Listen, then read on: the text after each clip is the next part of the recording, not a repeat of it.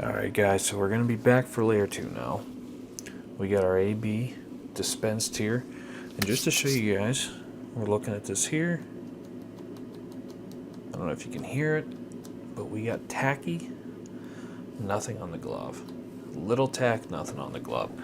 Alright, this time around, when we get A and B mixed, we're going to add just a little squirt of the 5X in to the mixed A and B. Once they're mixed, we're going to add that in. We're going to mix the 5X in. That's going to thicken it up. We're going to put that on, and our second layer will be done. So we'll be right back. All right, and just another tip: it's a good idea to mix your A and B before you add in the 5X, because the 5X will quickly thicken it up. So it's better while it's still pretty viscous to be able to get in there and get everything mixed together much smoother. Once again, be sure to really get the sides, make sure you're getting everything off, really scrape the bottom of that, make sure you give it a good thorough mixing. Alright, so it's time to add our 5X in. You really don't need a lot. I'm going to add a little squirt here. We're going to see where that gets us. You go a little at a time. You're going to notice within a few seconds, you're going to start to feel how it thickens up. And the more you stir it in there, the thicker you'll feel it getting.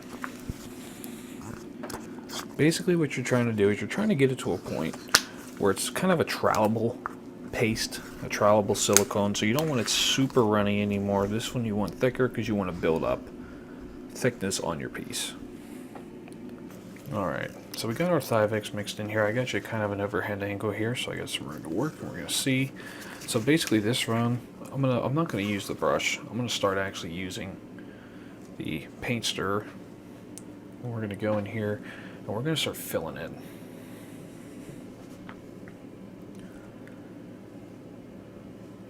And if I notice that this layer is still a little too runny for me, next layer I'll go in, I'll make it a little thicker. If you do still have some undercut areas or some air bubbles, it wouldn't hurt to use a brush here.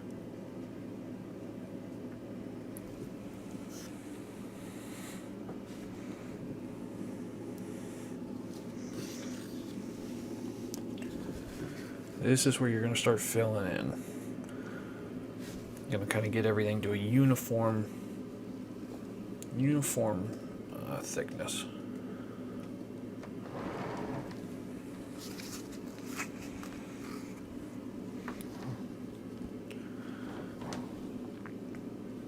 As I'm getting into the eye sockets here, I'm also pushing down as I'm kind of troweling it in, making sure it's really filling in all the areas. You don't want to leave a little low spot in the back. Even here I have a little gap. Just going to kind of push it down gently, not too hard. You don't want to completely damage any of the first layer of the silicone because it is thin.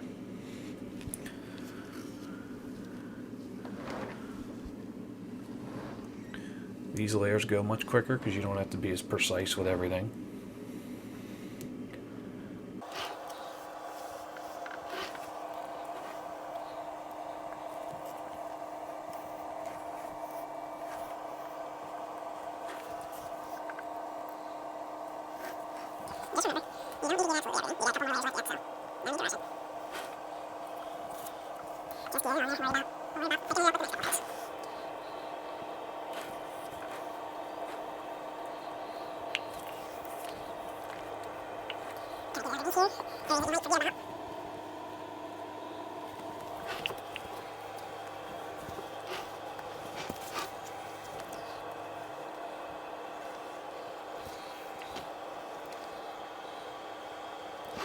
And we're just going to kind of keep going after this here. This is basically it at this point. You're going to get this layer down, you're going to wait, then you're going to get your two other layers down, and then I like to let it really cure overnight once you have all 4 layers done. That's the other thing, is you really don't want to let too big of a gap in between layers, because if your silicone actually sets up, say, overnight, and then you come back to do another layer, it may not stick as well. It likely will not stick as well.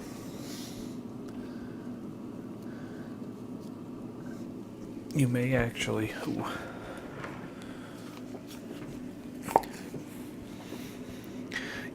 get a delamination between layers, which is definitely what you don't want. So I suggest, like I said before, take some time, do it right.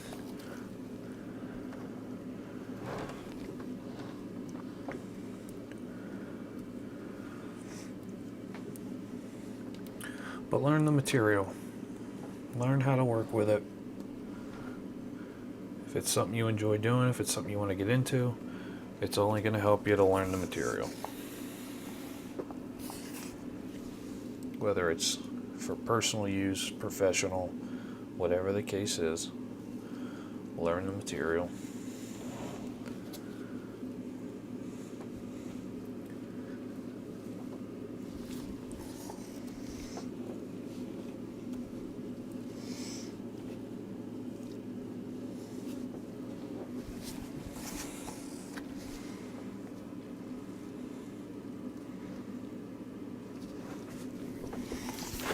Get down on it here, make sure you get all this detail up underneath.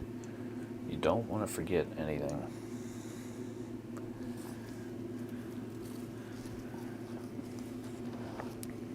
You don't have to worry about making it look pretty here, because you're just going to keep covering it up with layers. And the layers don't have to be super thick either. Silicone's expensive, so you don't want to go wasting a whole bunch trying to make these super thick layers. I promise you, if you look at this cup here, this is a 12-ounce cup. This is a half mask now. Your size will vary. I have about this much silicone, about up to here. Not even halfway full. Probably roughly halfway, maybe. And that's a whole layer. You don't need to mix up a whole cup full or anything like that. Keep it light.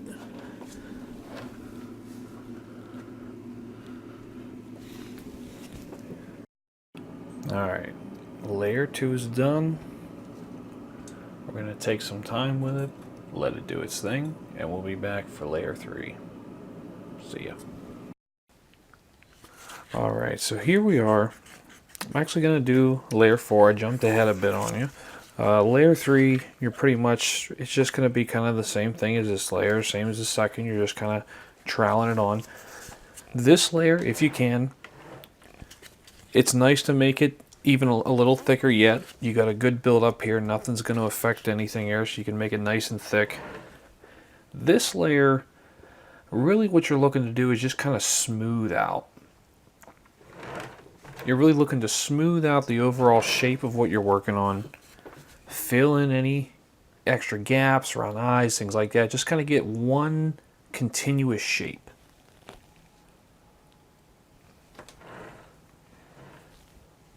And you're just going to kind of work it around,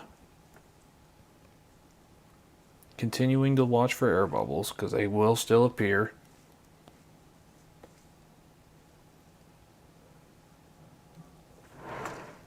And just kind of work it around.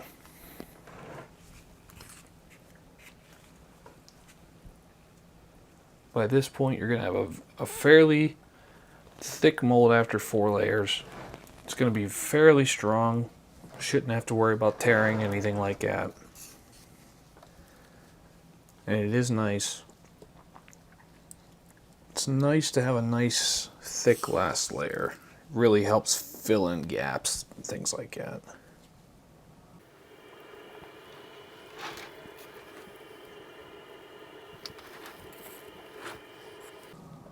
Always remember, no matter what you're working on, don't neglect, I see a lot of people doing this, and I know I did it too early on. Don't neglect underneath the chin in areas like down here, because you need those areas to be just as strong as everywhere else. A lot of people, they want to focus on getting this, and that's important, but you need your tops, your side. You really need to focus the whole, it's one mold. So you want to focus on everything universally.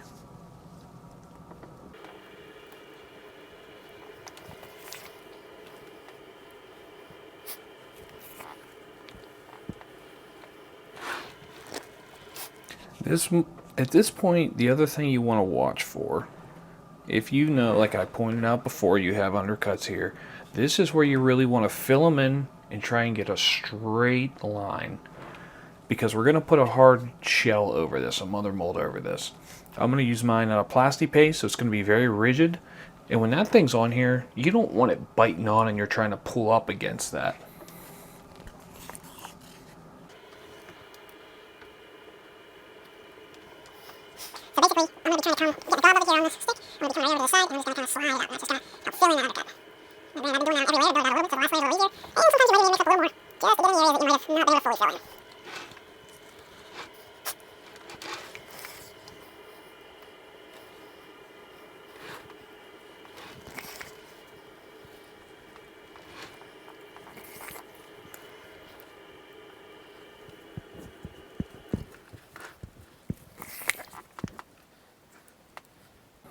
So basically, I'm going to be trying to get the gob over here on this stick. I'm going to be coming right over to the side, and I'm just going to kind of slide it out. That's just going to help fill in that undercut. And then I've been doing that every layer, build it out a little bit, so the last layer is a little easier. And sometimes you might even mix up a little more, just to get in the areas that you might have not been able to fully fill in. So basically, I'm going to be trying to getting the gob of it here on this stick. I'm going to be coming right over to this side, and I'm just going to kind of slide it up, and that's just going to help fill in that undercut. Now granted, I've been doing that on every layer to build it out a little bit, so the last layer is a little easier. And sometimes you might even need to mix up a little more, just to get in the areas that you might have not been able to fully fill in.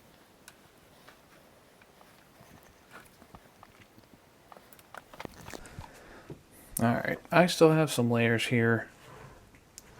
Some areas that I'm not quite happy with, that I'm not super filled in yet. So all I'm going to do, I'm just going to continue on with this. I'm going to mix me up one more small batch. I'll show you here just so you have an idea in case you run into stuff like this as well.